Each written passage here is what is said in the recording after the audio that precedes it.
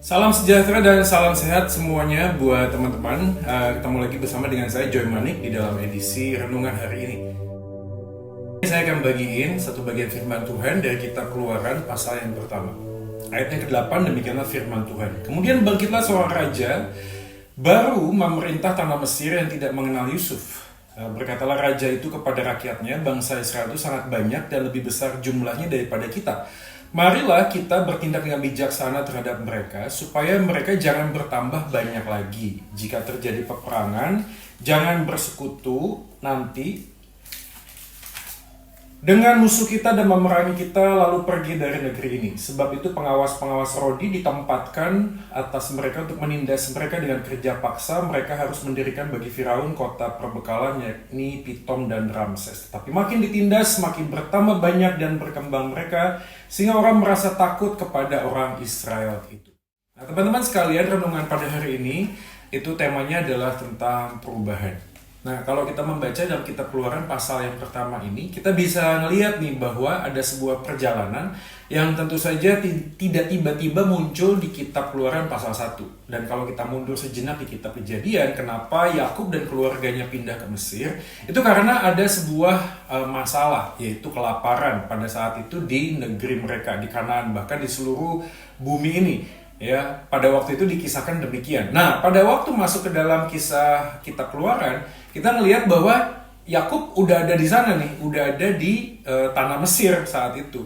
Dan waktu itu kita tahu bahwa Yusuf menjadi orang yang mempunyai kekuasaan yang sangat luar biasa di tanah Mesir.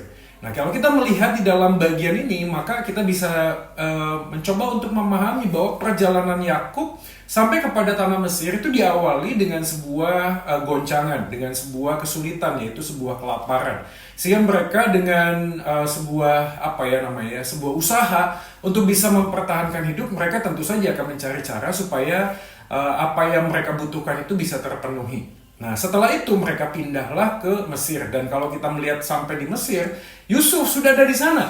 Dari sebuah kesempatan yang sangat luar biasa, sebuah waktu, kesempatan di mana mereka melakukan rekonsiliasi. Nah, kejadian ini kemudian difoto, di-capture di dalam Keluaran pasal 1, ayat yang ke-8, yaitu ada raja baru yang hadir di sana. Nah, raja baru yang hadir ini kemudian membuat suasana yang tadinya baik menjadi tidak baik lagi. Jadi kalau kita melihat flowingnya itu seperti sebuah perjalanan dari yang tidak baik gitu ya. Jadi kalau kurva gitu tidak baik, lalu kemudian menjadi baik ketika mereka ada di tanah Mesir. Tidak hanya kebutuhan mereka tentang makan dipenuhi, tapi juga tentu saja strata ekonomi mereka pun akan terangkat karena Yusuf pada saat itu sudah menjadi pemimpin. Nah, kita bisa membayangkan mereka ada di atas, lalu kemudian ayat yang ke-8 mereka masuk lagi ke dalam sebuah perjalanan hidup yang banyak sekali tekanan. Jadi perjalanan kehidupannya seperti ini tentu tidak berhenti ya, terus menerus seperti itu. Maka ada orang yang ngomong hidup itu seperti roda yang berjalan kadang di atas, di bawah, dan seterusnya. Tapi yang saya mau coba bagikan kepada teman-teman semuanya adalah bukan cuma sekedar perjalanan kurva yang tidak baik menjadi baik, tidak baik lagi menjadi baik lagi, dan seterusnya. Tetapi dalam bagian ini sebenarnya ada hal yang penting untuk kita bisa simak. Apa itu? Dalam perjalanan bangsa Israel sampai keluarga Yakub sampai kepada tanah Mesir pada saat Keluaran pasal 1, lalu bangkitlah seorang raja baru yang menindas mereka dan penderitaan dimulai lagi. Sebenarnya ada benang merahnya. Benang merahnya adalah kalau kita mundur di Kejadian pasal yang ketika Yakub merasa takut untuk pindah ke tanah Mesir, lalu Tuhan tuh berfirman kepada Yakub. Nah, firman yang disampaikan kepada Yakub adalah janganlah takut, sebab aku akan membuat bangsamu besar di sana. Dan ini berkaitan erat dengan janji Tuhan, teman-teman. Dengan janji Tuhan kepada Yakub bahwa keturunanmu akan semakin banyak di sana. Dan caranya adalah melalui kebahagiaan, kesulitan, kebahagiaan, dan kesulitan. Tapi ada satu grand design-nya. Nah, yang saya melihat adalah ketika kita ini ada di dalam perjalanan hidup, sadarkah kita bahwa siapapun Anda hari ini, apapun situasi Anda saat ini, kita ini adalah sebuah perubahan. Perubahan yang baik atau tidak baik, baik atau tidak baik. Tapi itu semua tidak akan mempunyai arti selama kita tidak melihat bahwa ada sebuah benang merah, bahwa ada sebuah proyek besar Tuhan di dalam dan melalui kehidupan kita. Saya tidak tahu apa yang menjadi panggilan kita hari ini, tetapi yang pasti Alkitab mencatat di dalam Efesus pasal 2 ayat yang ke-10, kita ini buatan Allah untuk melakukan pekerjaan baik yang sudah dirancang Tuhan dari sejak kekekalan, dari sejak sebelumnya. Nah, ketika kita jatuh dalam dosa inilah kita membutuhkan penebusan, dan penebusan Kristus sudah membayar segala dosa-dosa kita. Penebusan yang dilakukan oleh Kristus terhadap kita menjadikan kita tidak lagi menjadi milik kita sendiri. Hidup ini bukan milik kita sendiri, dan kita menggunakan hidup ini untuk meresponi panggilan Tuhan. Jadi ini masalahnya bukan keadaan kondisi yang tidak baik atau menjadi baik atau tidak baik lagi, karena kita akan terus berjalan di dalam dunia ini. Tetapi pertanyaannya adalah apakah kita melihat bahwa kita dipanggil oleh Allah untuk memuliakan Dia melalui perbuatan baik yang sudah dirancangkan oleh Tuhan kepada masing-masing kita. Dan di dalam melakukan panggilan itu ada banyak perubahan demi perubahan di dalam hidup. Teman-teman, tidak hanya kematian yang membuat orang takut, tetapi proses menuju kepada kematian itu yang membuat kita juga semakin takut. Bahkan menuju kematian itu, apapun bentuknya, ada setiap perubahan. Sadar atau tidak, di dalam kehidupan ini, percaya atau tidak, suka atau tidak, mau atau tidak mau, semua manusia pasti akan dipaksa untuk berubah. Entah itu berubah karena usia, entah itu berubah karena sebuah tempat, entah itu berubah karena kondisi kesehatan kita yang menurun, entah itu berubah karena ekonomi kita yang juga pontang-panting hari ini. Ada banyak perubahan yang memang Tuhan izinkan terjadi dalam kehidupan kita. Tetapi sekarang poinnya adalah melalui semua kesulitan atau kebahagiaan sekalipun, apakah kita melihat sebuah benang merah bahwa Tuhan itu memanggil kita untuk menggenapi panggilannya dan rencananya di dalam kehidupan kita. Apa itu? Ya, menjadi murid Kristus. Jadi kita akan terus berubah, teman-teman.